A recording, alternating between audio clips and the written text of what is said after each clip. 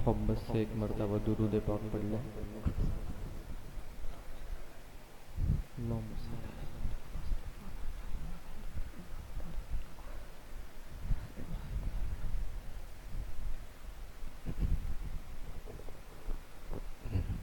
محبت سے سماعت فرمائیے۔ شاعر کہتا ہے: مسلمانوں کا شیوا ہے محمد سے وفا کرنا، مسلمانوں کا شیوا ہے محمد سے وفا کرنا، مسلمانوں کا شیوا ہے محمد سے وفا کرنا، نماز عشق تلواروں کے سائے میں ادا کرنا، نماز عشق تلواروں کے سائے میں ادا کرنا، مسلمانوں کا شیوا ہے محمد سے وفا کرنا، مسلمانوں کا شیوا ہے محمد سے وفا کرنا۔ اور ہمیں ایمان کا مطلب بس اتنا ہی سمجھ آیا، ہمیں ایمان کا مطلب بس اتنا ہی سمجھ آیا، رسول پاک کی حرمت پہ تن من دھن فدا کرنا، مسلمانوں کا شیوا ہے محمد سے وفا کرنا، جسے کٹنا نہیں آتا ہے ناموس رسالت پر، جسے کٹنا نہیں آتا ہے ناموس رسالت پر، بدن پر بوجھ ہے وہ سر اٹھا کر بوجھ کیا کرنا، مسلمانوں کا شیوا ہے محمد سے وفا کرنا، ہمارے دین کا پہلا سبق عشق رسالت ہے، ہمارے دین کا پہلا سبق عشق رسالت ہے، مقام مصطفیٰ سے ہے جہاں کو آشنا کرنا، مسلمانوں کا شیوا ہے محمد سے وفا کرنا، رحیم سا کریم سا ہوا ناتا ابد ہوگا، رحیم سا کریم سا ہوا ناتا ابد ہوگا، یہ ان کی شان رحمت ہے بروں سے بھی بھلا کرنا، مسلمانوں کا شیوا ہے محمد سے وفا کرنا، سنہری آپ کی سیرت سے ہے تاریخ انسانی، سنہری آپ کی سیرت سے ہے تاریخ انسانی، ستم سہ کر ستم گر کی ہدایت کی دعا کرنا، مسلمانوں کا شیوا ہے محمد سے وفا کرنا، اگر عشق نبی میں آزمائش کی گھڑی آئے، اگر عشق نبی میں آزمائش کی گھڑی آئے، دعا افضال کی مولا ہمیں ثابت قدم رکھنا، مسلمانوں کا شیوا ہے محمد سے وفا کرنا، نماز عشق تلواروں کے سائے میں ادا کرنا، مسلمانوں کا شیوا ہے محمد سے وفا کرنا۔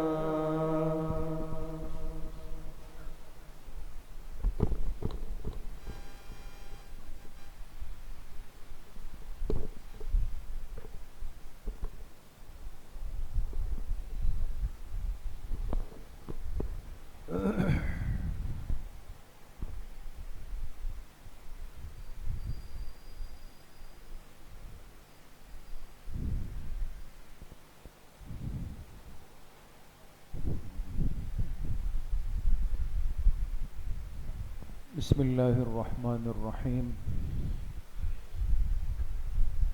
الحمد للہ وکفى وسلام علی عباده الذین اصطفى، خصوصا علی سید الرسل وخاتم الانبیاء وعلی آلہ واصحابہ الاتقیاء، اما بعد فاعوذ باللہ من الشیطان الرجیم، بسم اللہ الرحمن الرحیم، وترکنا علیہ فی الآخرین، سلام علی ابراہیم کذالک نجزی المحسنین، انہ من عبادنا المؤمنین۔ وقال رسول اللہ صلی اللہ علیہ وسلم، من وجد سعة لأن يضحی ولم يضحی فلا يقرب مصلانا، صدق اللہ وصدق رسولہ النبی الکریم۔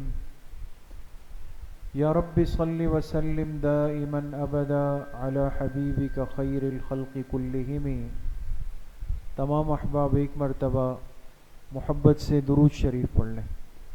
اللہم صل علی محمد وعلی آل محمد کما صلیت علی ابراہیم وعلی آل ابراہیم انک حمید مجید، اللہم بارک علی محمد وعلی آل محمد کما بارکت علی ابراہیم وعلی آل ابراہیم انک حمید مجید۔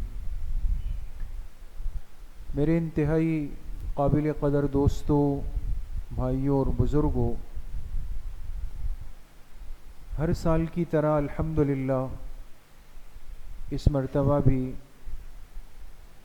ایام قربانی اور عمل قربانی کی نسبت سے آج کی یہ خصوصی مجلس رکھی گئی ہے۔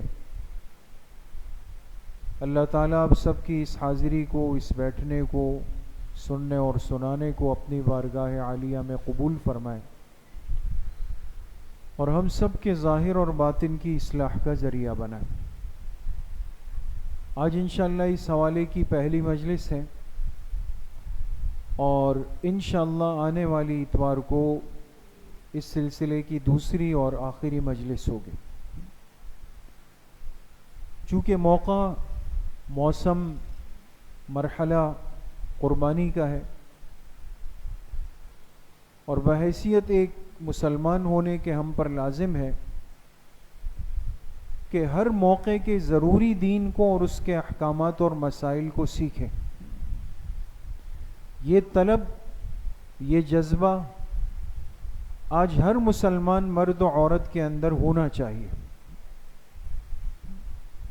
کہ ہمیں اندازہ ہو کہ یہ حج کا موقع ہے تو حج سیکھنا چاہیے، یہ رمضان کا موقع ہے تو روزے کے، زکوٰۃ کے، صدقہ فطر کے، تراویح کے مسائل سیکھنے چاہیے۔ اسی طریقے سے میرے دوستوں بزرگوں، چونکہ قربانی کا وقت قریب آ رہا ہے، اس موقع پر ہم سب پر لازم ہے کہ ہم قربانی کے بنیادی، ضروری اور اہم احکامات اور مسائل کو سن کر، سیکھ کر، سمجھ کر اس پر عمل کرنے کی کوشش کریں۔ یہ ہماری ایک بڑی غفلت ہے، کوتاہی ہے کہ ہم موقع کا دین نہیں سیکھنا چاہتے آج، بلکہ ہم اپنے اوپر حالات کا انتظار کرنا چاہتے ہیں۔ جس موقع پر دین کو سکھانے کا انسان کو جذبہ مل جائے، یہ انسان کامیاب ہوتا ہے دوست۔ تو اس لیے آپ حضرات سے درخواست ہے، مستورات بھی تشریف فرما ہے، کہ ہم اس موقع پر یہ جو ضروری باتیں ہیں اس کو اچھی طرح سن لیں اور اس پر عمل کرنے کی کوشش کریں۔ جی جی، یہ خصوصی مجلس اور اس کی پہلی نشست ہے آج فضائل و مسائل سے متعلق۔ جی، قربانی کے عمل میں چند باتیں ہم سب کے لیے جاننا اور سمجھنا ضروری ہے دوستو۔ قربانی کس پر واجب ہے؟ اسلام میں مالداری اور نصاب کا کیا مطلب ہے؟ یہ بات بار بار آپ سنتے ہیں کہ جی مجھ پہ قربانی ہے، تو آپ کو کہا جائے گا کہ اگر آپ صاحب نصاب ہے تو آپ پہ قربانی ہے۔ تو بھئی صاحب نصاب کون ہوتا ہے؟ یہ بات سمجھنی چاہیے۔ اسلام میں مقیم اور مسافر کا کیا مطلب ہے؟ یہ مسئلہ اس لیے سمجھنا ضروری ہے کہ مسافر پر قربانی نہیں ہے دوستو، مسافر پر قربانی نہیں ہے اور مقیم پر قربانی ہے۔ تو شریعت کی نظر میں مقیم کون ہے، مسافر کون ہے، یہ سمجھنا چاہیے۔ جانور میں عمر اور عیب کے حوالے سے کیا اصول ہے؟ اب قربانی کا جانور ہم لینے جا رہے ہیں یا کئی سالوں سے لیتے ہوئے آ رہے ہیں، تو ہر چھوٹے بڑے جانور کی جس کی قربانی ہو سکتی ہے اس میں عمر کی ترتیب کیا ہے؟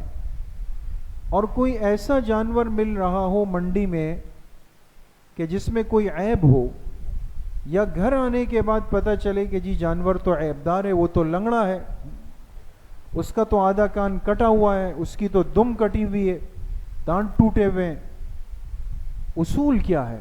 کس جانور کی قربانی ہو سکتی ہے، کس کی نہیں ہو سکتی؟ قربانی کے دن اور وقت کون سا ہے؟ ایک آدمی آج جائے اور 10 لاکھ کا جانور لے کے آئے اور گلی میں ذبح کر کے غریبوں کو کھلا دے اور کہے جی میں نے قربانی جلدی کر دی، قربانی ہوئی دوستو؟ کیوں؟ اس لیے کہ قربانی کا وقت نہیں آیا، دن نہیں آیا۔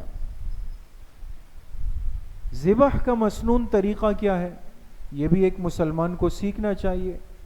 ہم صرف انسان نہیں ہے، صرف مسلمان نہیں ہے، بلکہ اللہ کے آخری اور محبوب پیغمبر کے امتی۔ ہمیں دین کا ہر عمل مہذب طریقے سے سکھایا گیا۔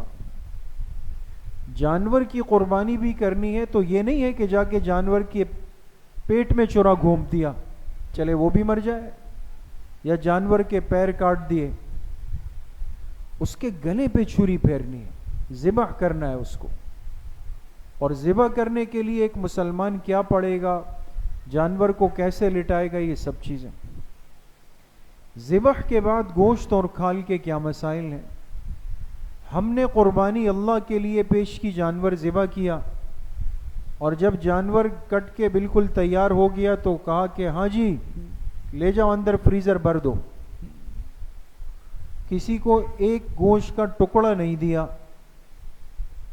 تو صحیح کیا غلط کیا؟ جی غلط کیا۔ قربانی کے جانور کی کھال اتر گئی، اب یہ کھال کہاں جائے گی؟ سیکھنا چاہیے۔ آخری بات کہ کس نیت سے قربانی خراب ہو جاتی؟ چونکہ دین کا ہر عمل بندہ اللہ کے لیے کرتا ہے۔ اگر ہمارے قربانی جیسے عمل میں نیت فاسد ہو گئی، خراب ہو گئی، بگڑ گئی، اس میں ریاکاری، دکھلاوا شامل ہوا، مخلوق کا حصہ ہوا اور اللہ کی ذات نکل گئی، تو قربانی تو خراب ہو۔ اس لیے میرے دوستوں بزرگوں، یہ ضروری باتیں انشاءاللہ ہماری ان 2 مجلسوں کا حصہ ہوں گے۔ جی، یہ جگہ دوستوں کون سی ہے؟ آپ جانتے ہیں ابھی حج کی کلاسز گزری ہے کہ حج کے ایام میں سب سے زیادہ حاجی اس جگہ پہ وقت گزارتا ہے، اور یہ کون سی جگہ ہے؟ منی ہے. یہ منی ہے اور منی کے خیمے ہیں، اور منی کی مسجد آپ کو نظر آ رہی ہے، مسجد خیف. اب قربانی کی مجلس میں منی کی تصویر کیوں سامنے آئی، کیوں آنی چاہیے؟ اس لیے کہ قربانی کا عمل جہاں سے چلا ہے اس جگہ کا نام منی ہے دوستو. جہاں حضرت اسماعیل علیہ السلام کو قربانی کے لیے لٹایا گیا وہ منی ہے. جہاں شیطان نے حضرت ابراہیم علیہ السلام کو روکنے کی کوشش کی وہ منی ہے. عمل کی بنیاد زمین کے جس ٹکڑے سے چلتی ہے اس ٹکڑے کا نام دوستو کیا ہے؟ منی ہے. یہ منی آپ کے سامنے. قربانی کی اصل کو ذہن میں رکھیں. جی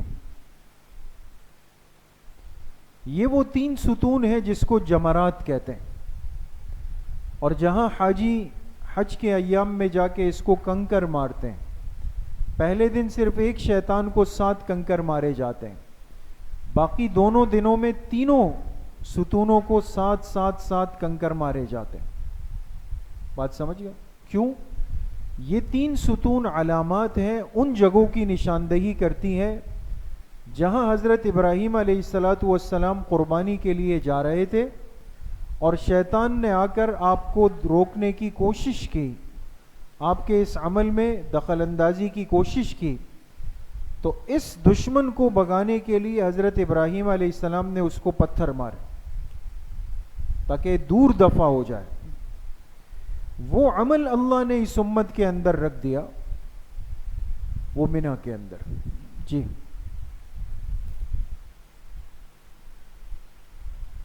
یہ منی کی خیمہ بستی ہے دوستو، اور یہ پیچھے پہاڑیاں آپ کو نظر آ رہی ہے، انہی پہاڑیوں میں ابھی وہ جگہ آ جائے گی جو منحر کہلاتا ہے. جی مقام ذبح اسماعیل علیہ السلام. منی کے اندر آج بھی پہاڑ پر ایک علامت موجود ہے. یہ جو آپ کو سفید رنگ کا ایک چھوٹا سا گنبد نظر آ رہا ہے، یہ جس پر سرخ رنگ کا ڈاٹ آ رہا ہے، یہ منی کی پہاڑیوں میں خیموں کے اوپر ہی ایک جگہ ہے، اور پرانے لوگ اور جاننے والے احباب اس کو جانتے ہیں. یہ پہاڑ کے اوپر عین وہ مقام ہے، کہتے ہیں کہ جہاں حضرت ابراہیم علیہ السلام نے اپنے بیٹے حضرت اسماعیل علیہ السلام کو ذبح کرنے کے لیے لیٹایا، گردن پہ چھری رکھی، بسم اللہ اللہ اکبر کہہ کے چھری چلائی، لیکن وہ چھری جب چلی تو نیچے ذبح کیا چیز ہو گئی؟ دمبا اور مینڈا ذبح ہو گئی. جی تو یہ وہ جگہ ہے دوستو، یہ آپ کے سامنے بالکل واضح ہے. جی یہ آپ دیکھ سکتے ہیں بالکل واضح طور پہ نظر آ رہا ہے. حج وغیرہ یا عمرے کے سفر پہ جائیں، یہ وہ ہمارے دین کے آثار اور نشانیاں ہیں جس سے اعمال کی تاریخ جڑی ہوئی ہے دوستو، جس کو دیکھ کر انسان کا ایمان تازہ ہوتا ہے. یہ چیزیں ضرور دیکھنی چاہیے. جی قربانی کے عمل کی فضیلت کیا ہے، اہمیت کیا ہے؟ سب سے بڑی بات تو ہمارے لیے یہ ہے کہ اللہ کا حکم ہے. کس کا حکم ہے دوستو؟ اللہ کا حکم ہے. چاہے کسی کی عقل میں بھیجے میں آئے نہ آئے، کسی کو بہت تکلیف ہو، کوئی اس کا جتنا بھی مذاق اڑائے، ہمارے نزدیک اس دنیا کے انتہائی سمجھدار آدمی کی ٹکا برابر بھی حیثیت نہیں جو دین کے احکام میں عقل کے گھوڑے دوڑا رہا ہے. ہمارے پاس صاف ستھرا عقیدہ ہے کہ میرے رب کا حکم ہے، ہم کر رہے ہیں، چاہے کوئی مانے یا نہ مانے. قرآن کریم میں اللہ رب العزت نے قربانی کے عمل کا تذکرہ فرمایا سورۃ الحج میں، لن ینال اللہ لحومها ولا دماؤها ولكن ینالہ التقوی منکم کذالک سخرها لکم لتکبروا اللہ علی ما ہداکم وبشر المحسنین. سورہ حج آیت نمبر 37. اللہ پاک فرماتے ہیں نہ اس جانور کا گوشت نہ اس کا خون مطلوب ہے، اللہ تو اس قربانی کے عمل میں تمہارے دلوں کے تقوی کو دیکھنا چاہتے ہیں.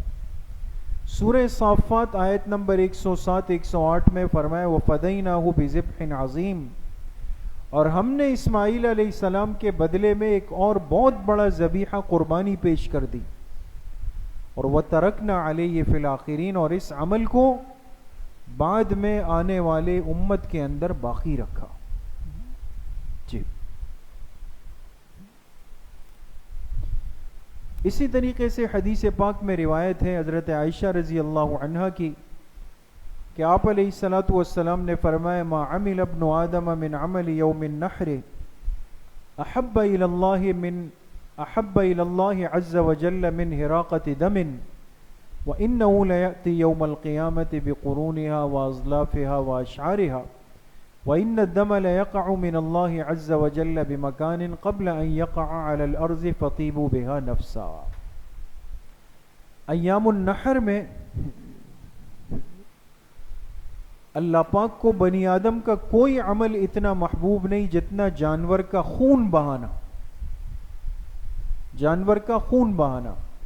اور یہ جانور قیامت کے دن آئے گا اپنے سینگوں کے ساتھ، کھوروں کے ساتھ، بالوں کے ساتھ، اور اس جانور کا خون ابھی زمین پر نہیں پہنچا ہوتا کہ اللہ کے ہاں یہ قبول ہو جاتا ہے، لہذا خوش دلی اور رضامندی سے قربانی کرو۔ دوسری روایت سنن ابن ماجہ میں ہے حضرت ابو ہریرہ رضی اللہ عنہ کی کہ جناب نبی کریم صلی اللہ علیہ وسلم نے فرمایا من کان لہ سعۃ ولم یضحِ، جس کے پاس قربانی کی وسعت یعنی اسباب تھے اور پھر بھی اس نے قربانی نہیں کی، فلا یقربن مصلانا، یہ ہرگز ہمارے عیدگاہ یعنی جہاں عید الاضحیٰ کی نماز پڑھی جائے گی یہ اس کے قریب بھی نہ آئے، اتنی ناراضگی کا اظہار۔ جی جی اب دوستو قربانی کے عمل کے بارے میں جو بنیادی بات ہے اس کو ذہن میں رکھیں۔ قربانی کس پر ہے، کس جانور کی ہے، کس وقت میں ہے، کس نیت کے ساتھ ہے، یہ چار باتیں ذہن میں رکھیں گے دوستو۔ خاص انسان کا، خاص جانور کو، خاص وقت میں، خاص نیت کے ساتھ ذبح کرنا، سمجھ میں آئی؟ سب سے پہلے کیا ہے دوستو، خاص انسان کا، خاص انسان کا۔ اب خاص انسان کون ہے جس پر قربانی ہے؟ معلوم ہوا کہ ہر مسلمان پر قربانی نہیں ہے، اس کی تفصیل بتائی گئی۔ اب وہ خاص انسان جس پر قربانی رکھی گئی وہ کون ہوگا؟ دیکھیں دوستو، جس میں 5 باتیں ہوں گی۔ کتنی باتیں؟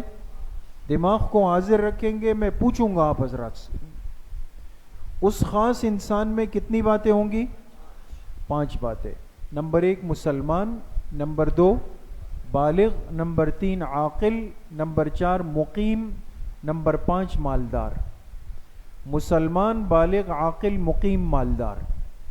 مسلمان کا مطلب مسلمان کون ہوتا ہے؟ جو ضروریات دین کا دل اور زبان سے قائل ہو، دل سے بھی دین کی باتوں کو مانتا ہو، زبان سے بھی اقرار کرتا ہو۔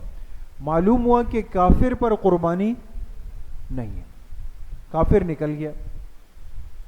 دوسرے نمبر پہ خاص انسان وہ کیا ہو؟ بالغ ہو، سن بلوغ کو پہنچا ہو۔ کیا مطلب؟ نابالغ بچے پر قربانی نہیں، نابالغ بچے پر قربانی نہیں۔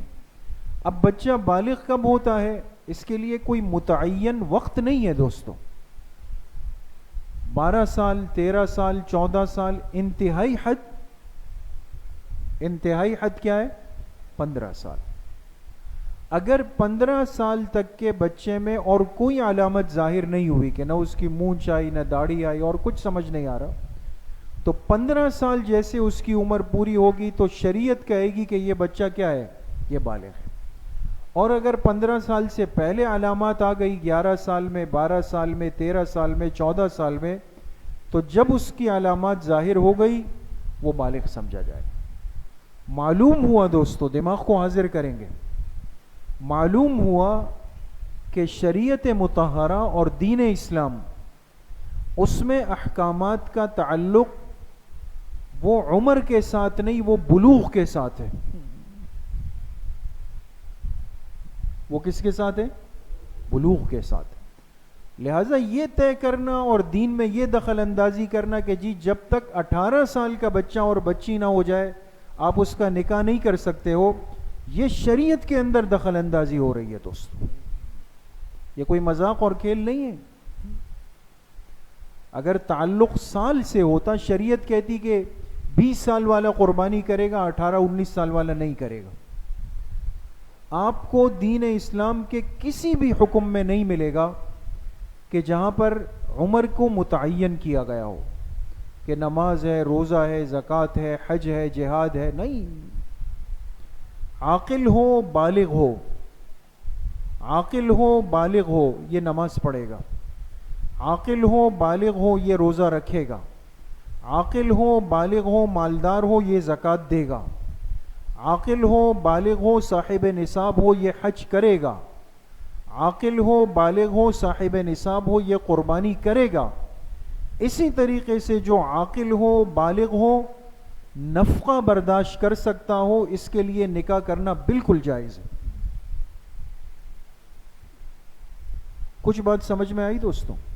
ان باتوں کو سمجھیں. یہ شریعت ہے، دین ہے، مذاق نہیں ہے دوستوں. تو خاص انسان سے مراد مسلمان ہو یعنی کافر پہ قربانی نہیں، بالغ ہو یعنی نابالغ بچے پر قربانی نہیں، عاقل ہو، عقل مند یعنی مجنون، دیوانے، پاگل پر قربانی نہیں. نمبر 4 مقیم ہو. غور کیجئے گا دوستو، مقیم سے مراد کیا ہے؟ یعنی مسافر نہ ہو. لیکن اب مقیم شریعت کس کو مقیم کہتی ہے؟ اب یہ بات سمجھنے کی ہوگی دوستو. وطن اصلی یا وطن اقامت میں رہائش پذیر ہو. کہاں پر؟ وطن اصلی میں یا وطن اقامت. اب وطن اصلی کس کو کہتے ہیں، وطن اقامت کس کو کہتے ہیں؟ اب دیکھیں کتنی اہم بات ہے.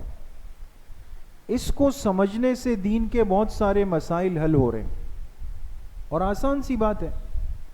ابھی تفصیل آ بھی جائے گی لیکن میں یہی عرض کر دیتا ہوں، مجھے امید ہے انشاءاللہ آپ ساتھی سمجھ جائیں گے. ایک وہ جگہ ہوتی ہے جہاں انسان کی پیدائش ہوئی، بڑا ہوا، جہاں گھر ہے، ماں باپ ہے، پڑھائی تعلیم ہے، کاروبار ہے، جہاں رہتا ہے. جیسے اس وقت ہم کہاں رہتے ہیں دوستوں؟ کراچی میں.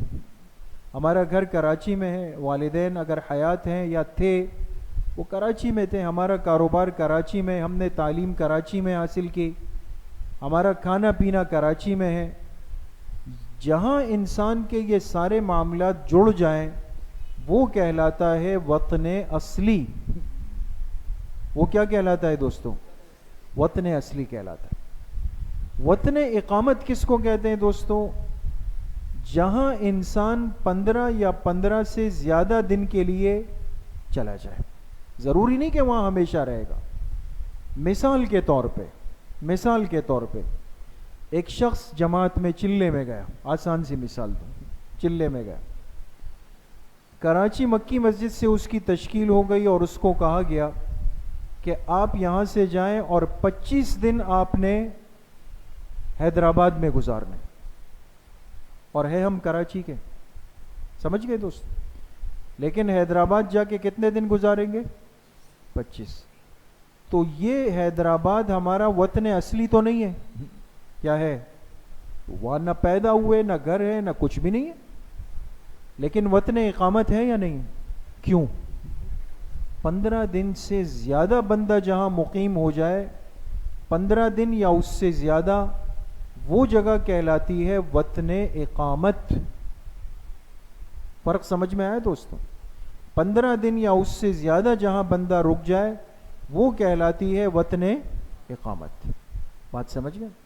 اس سے ایک بڑا مسئلہ حل ہوتا ہے. ہمارے جو حاجی صاحبان حج پہ جا رہے ہیں، بہت سارے احباب پوچھتے ہیں کہ ہم وہاں جو قربانی کریں گے وہ تو حج کی ہے، لیکن پاکستان والی قربانی ہم کریں گے یا نہیں کریں گے؟ دیکھیں یہ مسئلہ یہاں سے اگر آپ نے سمجھا آپ وہاں بھی سمجھ جائیں گے. مسافر پہ قربانی نہیں، مقیم پر قربانی ہے. اور مقیم سے مراد جو وطن اصلی میں ہو یا وطن اقامت میں ہو. اگر حاجی کو مکہ مکرمہ میں 15 دن یا اس سے زیادہ مل گئے ایک ساتھ، 15 दिन یا اس سے زیادہ ایک ساتھ مل گئے تو یہ حاجی کہاں پر ہے؟ وطن اقامت میں ہے. لہٰذا یہ حاجی اگر مالدار ہے تو یہ حج کی قربانی بھی دے گا اور واجب قربانی جو پاکستان والی ہے وہ بھی دے گا. کچھ پلے پڑ رہا ہے دوستوں؟ سمجھ میں آ رہا ہے؟ یہ دیکھیں دوستوں، ہم نے اس کی تھوڑی تفصیل لکھی ہے کہ شریعت کی نگاہ میں مقیم وہ ہے جو اپنے شہر میں رہائش کی جگہ پر ہو، یہ تو وطن اصلی والا ہے، یا کسی جگہ چلا جائے لیکن وہاں 15 دن سے زیادہ اقامت کی نیت کر لے. سمجھ گئے دوست؟ جی. 5ویں شرط کہ خاص انسان مسلمان بھی تھا، بالغ بھی تھا، عاقل بھی تھا، مقیم بھی تھا، یہ سب چیزیں. 5ویں اہم شرط یہ کہ مالدار بھی ہوں. مالدار کا مطلب کیا ہے دوستو؟ نصاب کا مالک. مالدار سے مراد یہ نہیں ہے کہ ہم کہیں کہ جی مالدار تو وہ ہوتا ہے جو کم از کم مہینے میں 25 لاکھ روپے کماتا ہوں، یا سائٹ ایریا میں جس کی 2 فیکٹریاں چل رہی ہو وہ مالدار ہے. نہیں، ایک تو ہمارا عرفی مالدار یہ ہے، لیکن شریعت مالدار کس کو کہتی ہے؟ جس کے پاس نصاب کے بقدر مال ہو.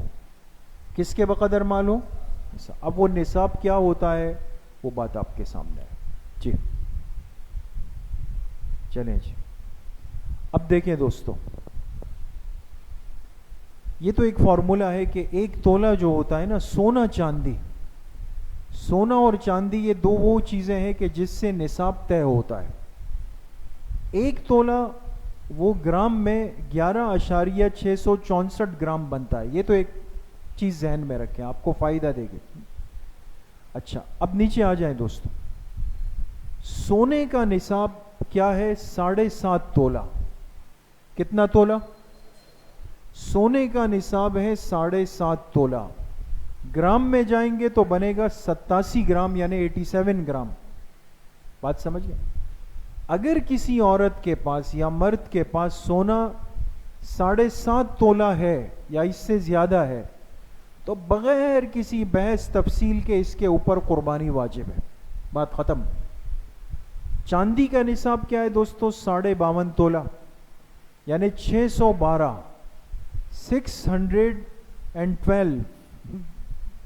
612 گرام. اگر کسی کے پاس چاندی ہے تو اس بندے کی چاندی کا نصاب 52.5 تولہ یہ پورا ہے. تو اس مرد یا عورت کے پاس اگر چاندی کے بقدر چاندی ہے یا رقم ہے، اس کا نصاب ہے، اس کو قربانی کرنی پڑے گی. دیکھیں دوستو، اب غور کریں گے دوستو، بہت غور کریں گے.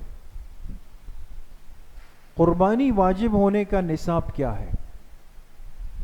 کسی مسلمان عاقل بالغ مقیم، یہ 4 شروع کی شرطیں ہو گئی، کی ملکیت میں 52.5 تولہ چاندی ہو، یعنی چاندی اپنی اصلی شکل میں اور 52.5 تولہ ہے ایک شکل، یا اس کی قیمت ہو. کس کی قیمت؟ 52.5 تولہ چاندی کی. وہ قیمت آج کل کیا بنتی ہے وہ ابھی ہم بات کرتے ہیں. یا اتنی مالیت کا سونا ہو، 52.5 تولے چاندی کی جو مالیت ابھی آپ کے سامنے آئے گی اتنی مقدار میں سونا ہو، یا اتنی مالیت کا سامان تجارت ہو. ایک بندے کے پاس موبائل رکھے ہوئے دکان میں بیچنے کے لیے، کپڑے رکھے ہوئے بیچنے کے لیے، بائک رکھی ہوئی ہے بیچنے کے لیے، کرسیاں رکھی ہوئی ہے بیچنے کے لیے، کتابیں رکھی ہوئی ہے بیچنے کے لیے. یہ سامان تجارت ہے. وہ سامان تجارت اگر 52.5 تولے چاندی کی مالیت کے برابر ہے، یا آخری صورت ضرورت سے زائد اتنا سامان ہو. اس پہ غور کریں گے دوست. ضرورت سے زائد اتنا سامان. اب آج کل ہماری عادت ہے خاص طور پہ مستورات کی کہ سامان جمع کرنا ہے کرنا ہے کرنا ہے اور کرنا ہے. وہ جمع ہی ہو رہا ہے. ہر چیز آئی وہ پیک ہو کے پڑی ہوئی ہے، جس میں کپڑے بھی ہے، جس میں جیولری بھی ہے، جس میں جوتے بھی ہے، جس میں موبائل بھی ہے. اور ہم کبھی اضافی ایک گاڑی لے کر کھڑی کر دیتے ہیں، اس کو اضافی بائک لے کے کھڑی کر دیتے. سب چیزیں اس کے اندر ضرورت سے زائد سامان ہے. اور اس کی قیمت 52.5 تولہ چاندی کے برابر ہو تو اس مسلمان مرد عورت پر قربانی کیا ہے؟ واجب۔ اب آئے دوستو اس وقت کی چاندی کے نصاب پہ۔ آج چاندی کا تولہ آج کل کے حساب سے کتنا چل رہا ہے؟ 3400 روپے ایک تولہ چاندی۔ 52.5 تولہ چاندی موجودہ حساب سے کتنا بن رہا ہے؟ 1,78,500 روپے۔ 1,78,500 1,78,500 روپیز، یہ آج کل کا نصاب ہے دوستو۔ اب دوستو معاملہ آسان ہے۔ اب ہر ایک پوچھتا ہے جی مجھ پہ قربانی ہے یا نہیں ہے؟ آپ ان سے کہیں کہ آپ کے پاس 1,78,000 روپے کیش پڑا ہوا ہے، وہ کہیں جی پڑا ہوا ہے، کچھ قربانی ہے؟ کیش نہیں ہے، کوئی بیچنے والی چیزیں ہیں آپ کے پاس، جی وہ تو ہے، قربانی ہے۔ وہ بھی نہیں ہے، کوئی زائد چیزیں آپ کے پاس ضرورت سے زائد پیک پڑی ہوئی ہے جو استعمال میں نہیں ہے، اس کو دیکھنا پڑے گا، اس کا حساب لگائیں۔ اگر 1,78,000 روپے بنتے ہیں تو قربانی واجب ہوگی۔ اس لیے ہمارے بہت سارے احباب ایسے ہوتے ہیں جو کراچی کے اطراف میں یا گاؤں میں اپنی زمین، وہ زمینیں لے کے رکھی ہوئی ہوتا ہے نا، زمین لے کے رکھی ہوئی ہے، تو اب وہ زمین چاہے گاؤں میں ہے، کراچی میں ہے، اطراف میں ہے، جو بھی ہے، ضرورت سے زائد پڑی ہوئی، لہٰذا قربانی کے دنوں میں اس کا ریٹ معلوم کریں۔ اگر 1,78,000 روپے اس کا ریٹ ہے تو اپنی قربانی کا انتظام کریں دوست۔ سمجھ گئے جی؟ اچھا جی، خاص انسان نمٹ گیا، یہ خاص انسان کی بات سمجھ میں آ گئی؟ سمجھ گئے نا کہ مسلمان ہو اور بالغ ہو، عاقل ہو، مقیم ہو، مالدار ہو، ٹھیک ہے؟ خاص جانور کو ذبح کرے گا۔ ظاہر سی بات ہے کہ پتہ چلا کہ جی صدر میں ایمپریس مارکیٹ میں ایک مرغہ آیا ہے، 1,10,000 کا بک رہا ہے، چلے جی اس سال ہم ایک اینٹی قربانی کرتے ہیں، مرغہ ذبح کرتے ہیں 1,10,000 کا، قربانی ہو جائے گی دوست؟ نہیں ہوگی، اس لیے کہ قربانی کے لیے شریعت طے کرے گی کہ آپ نے کس جانور کی قربانی کرنی ہے، کس نے نہیں کرنی۔ حلال جانور بہت سارے ہیں، ہرن حلال ہے، نیل گائے حلال ہے، یہ تو حلال جانور ہے نا، لیکن اس کی قربانی ہو سکتی ہے؟ نہیں ہو سکتی ہے، اس لیے کہ یہ وحشی جانور ہے، بدکنے والے ہیں، پالتو نہیں ہے، تو لہٰذا ان کی قربانی نہیں ہو سکتی۔ تو خاص جانور میں ہم نے 3 باتیں، ذبح سے پہلے، ذبح کے وقت، ذبح کے بعد۔ سمجھ گئے؟ ذبح سے پہلے ہمیں کیا کیا چیز دیکھنی ہے؟ جانور کی عمر، جانور میں عیب، جانور میں شراکت کے احکام، ایک گائے میں کتنے افراد شریک ہو سکتے ہیں، اونٹ میں کتنے ہو سکتے ہیں، بکرے میں، دمبے میں ہو سکتے نہیں ہو سکتے، یہ مسئلہ سمجھنا ہے۔ دوسری بات ذبح کا وقت، یعنی ذبح کا مسنون طریقہ کیا ہے۔ تیسری بات ذبح کے بعد جانور کے گوشت اور کھال کا حکم کیا ہوگا۔ یہ جانور میں ہم نے یہ 3 باتیں، ذبح سے پہلے، ذبح کے وقت، ذبح کے بعد، جی اچھا، یہ باتیں انشاءاللہ آئندہ مجلس میں آئیں گی۔ کچھ اہم سوالات قربانی سے متعلق ہیں، آپ غور کریں، میں ابھی آپ سے پوچھتا ہوں۔ پہلا سوال یہ ہے کہ کیا حجاج کرام جو حج پہ گئے ہوئے ہیں وہ منی کے علاوہ دوسری قربانی کریں گے؟ یعنی حج والی قربانی کے علاوہ حاجی دوسری قربانی اپنے ملک والی کرے گا یا نہیں کرے گا؟ اب بتائیں جی، کرے گا؟ شاباش، پوری بات کریں نا بھائی۔ اگر وہ مسافر ہیں، یعنی وطن اقامت نہیں بنا اس کا، تو اس پر قربانی نہیں ہے اپنے ملک والی، اور اگر وہ 15 دن سے زیادہ مکہ میں رہ چکا ہے تو مقیم ہے، لہذا اس پر قربانی آئے گی۔ سمجھ گئے؟ دوسرا ایک سوال جو اکثر ہوتا ہے کہ جو لوگ بیرون ملک مقیم ہیں وہ قربانی کریں گے، اگر ہاں تو کہاں؟ ظاہر سی بات ہے کہ قربانی کا تعلق ملکوں سے نہیں ہے کہ پاکستان میں ہے اور امریکہ میں نہیں ہے، اس کا تعلق تو مسلمان کے ساتھ ہے، عاقل بالغ مقیم مالدار کے ساتھ ہے، لہذا بیرون ملک کے لوگ اگر شرائط پہ اترتے ہوں تو وہ بھی قربانی کریں گے۔ سوال یہ کہ کہاں کریں گے؟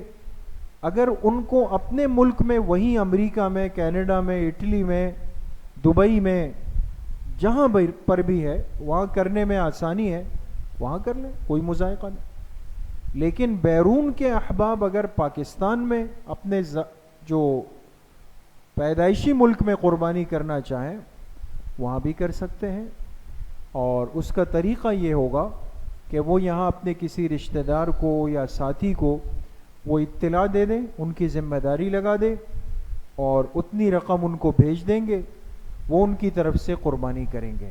لیکن اس میں ایک بات کا خیال رکھیں، چونکہ عام طور پہ باقی ممالک کی عید ہم سے آگے ہوتی ہے نا۔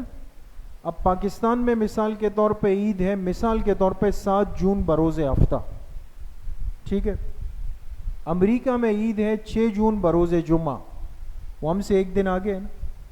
تو امریکہ سے آپ کے بھائی نے فون کیا کہ جی میری قربانی پاکستان میں کر دیں، تو امریکہ میں تو قربانی کا پہلا دن کیا ہے؟ جمعہ ہے، تو آپ جمعے کے دن پاکستان میں اس کی قربانی کر سکیں گے؟ نہیں کر سکتے۔ جس ملک میں جانور ذبح ہوگا وہاں کے دنوں کا اعتبار کیا جائے گا۔ تیسری بات، مشترک فیملی والے قربانی کے حوالے سے کیا کریں گے؟ اس میں بعض دفعہ ایک مغالطہ ہوتا ہے، بعض لوگ کہتے ہیں کہ ایک مشترک جوائنٹ فیملی ایک ساتھ رہتی ہے تو لہٰذا وہ ان کے لیے ایک جانور کافی ہے۔ ایسے لوگ ہیں دوستو کہ ماشاءاللہ 6 7 12 15 افراد رہتے ہیں، وہ کہتے ہیں ایک جانور کافی ہے، ایک بکرا لے آئے اور جی سب کی طرف سے ہو گیا۔ اس امت میں نہیں ہو سکتا دوستو، مسلمانوں میں نہیں ہو سکتا، باقی اگر کوئی کرتا ہو اس کا طریقہ ہوگا۔ مشترک فیملی والے کیا کریں گے؟ اس میں ایک بات یاد رکھیں کہ قربانی کا تعلق صاحب نصاب ہونے سے، یہ دیکھا جائے کہ اس گھر کے 12 افراد میں کتنے افراد صاحب نصاب ہیں، یہ چیک کریں۔ والد کے پاس نصاب تھا، والدہ کے پاس تھا، بڑے بھائی کے پاس تھا، 3 ہو گئے، باقی جتنے تھے ان میں سے کسی کا بھی نصاب پورا نہیں ہے، تو اس گھر کے ذمے کتنی قربانیاں ہیں دوستو؟ 3 حصے۔ بڑا جانور ہو تو 3 حصے، چھوٹے جانور ہو تو 3 لینے پڑیں گے۔ البتہ اگر گھر کا بڑا کہے نہیں جی میں سب کی طرف سے حصے کر سکتا ہوں، میں الگ الگ جانور لے سکتا ہوں، جی بسم اللہ کر لے۔ نمبر 4، کیا جانوروں کی جگہ پیسے دے سکتے ہیں؟ یہ بھی ایک مسئلہ ہے اور ایک جدید فتنہ ہے۔ بہت سارے لوگ کہتے ہیں بھئی اتنے جانور ذبح ہو رہے اور اتنا خون نالیوں میں بہہ رہا ہے، کون اس گوشت کا کیا کرے گا اور کیا بنے گا؟ یعنی ان کی ساری نظر جو ہے نا وہ اس پر ہے کہ گوشت کا کیا بنے گا، باقی اللہ کا حکم ذبح ہو جائے وہ مسئلہ نہیں ہے۔ تو جانور کی جگہ پیسے نہیں دے سکتے دوستو، پیسے نہیں، جانور ہی قربان ہوگا، جانور ہی ذبح ہوگا، جانور کا خون ہی بہایا جائے گا، اس لیے کہ یہ اللہ کا حکم اور اللہ کے پاک پیغمبر جناب رسول اللہ صلی اللہ علیہ وسلم کا سخت حکم ہے، ہم اسی پر عمل کر سکتے ہیں۔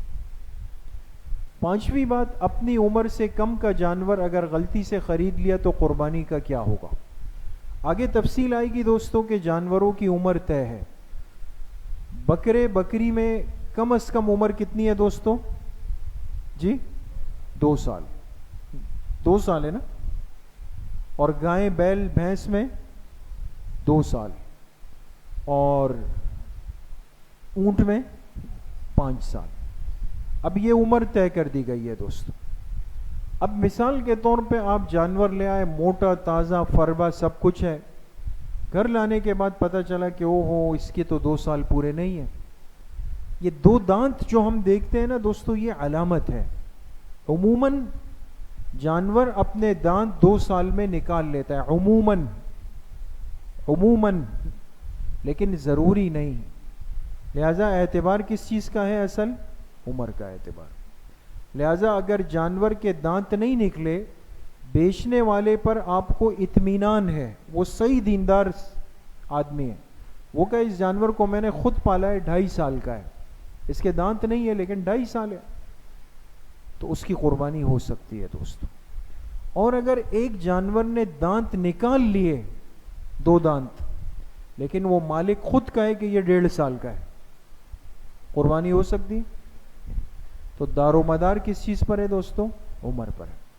اگر کم عمر جانور خرید لیا تو ضروری ہے کہ اس کو واپس کریں گے اور اس کے بدلے میں مکمل عمر والا جانور خریدا جائے گا، ورنہ قربانی نہیں ہوگی۔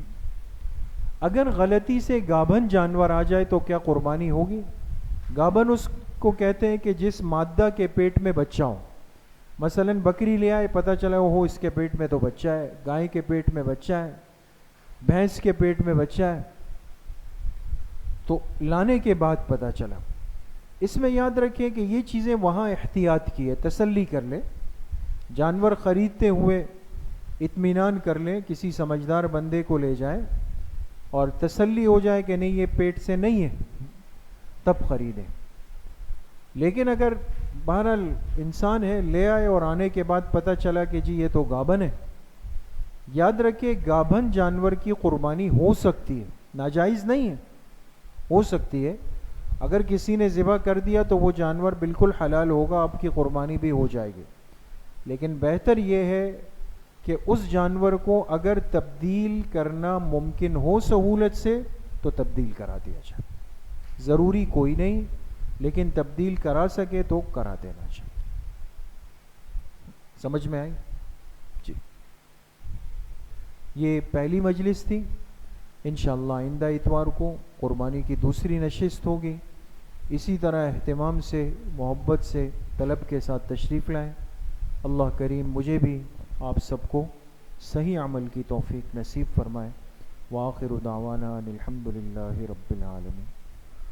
الحمدللہ رب العالمین والصلاة والسلام علی سید الانبیاء والمرسلین سیدنا و مولانا محمد وآلہ وصحبہ اجمعین۔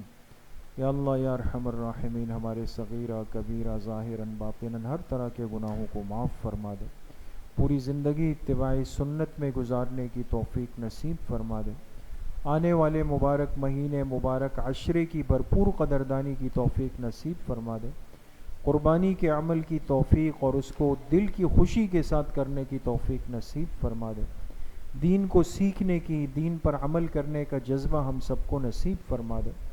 جتنے ساتھی، جتنے بزرگ، جتنے طلبہ، جتنے نمازی، جتنے احباب آج کی مجلس میں آئے، جس درجے میں شریک ہوئے، جتنی مستورات آئی، یا اللہ سب کو قبول فرما دے، سب کو دنیا آخرت کی برکتیں، راحتیں اور وسعتیں اپنی شان کے مطابق نصیب فرما دے۔ جتنے بیمار گھروں میں ہیں، اسپتالوں میں ہیں، ہماری مسجد کے جتنے بزرگ احباب نمازی بیمار ہیں، یا اللہ سب کو صحت کاملہ عاجلہ نصیب فرما دے۔ ہمارے مدرسے کے ایک طالب علم، ان کے بھانجے بیمار ہیں، ان کا آج آپریشن تھا، دعا فرمائے اللہ پاک اس بچے کو شفاء کامل عاجل نصیب فرما دے۔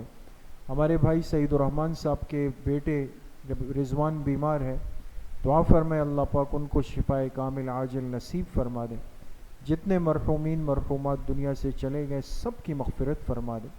ہمارے خاندان کے قریبی عزیز ایک نوجوان عالم کا آج بالکل اچانک انتقال ہوا، دعا فرمائے اللہ پاک اس نوجوان کی کامل و مکمل مغفرت فرما دے، اللہ ان کے درجات بلند فرما دے۔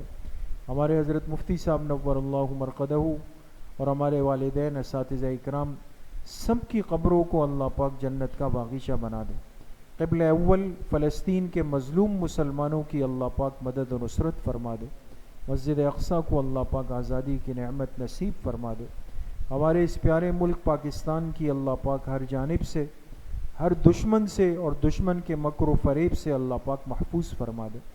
وصلی اللہ وسلم علی نبینا محمد وآلہ وصحبہ اجمعین برحمتہ۔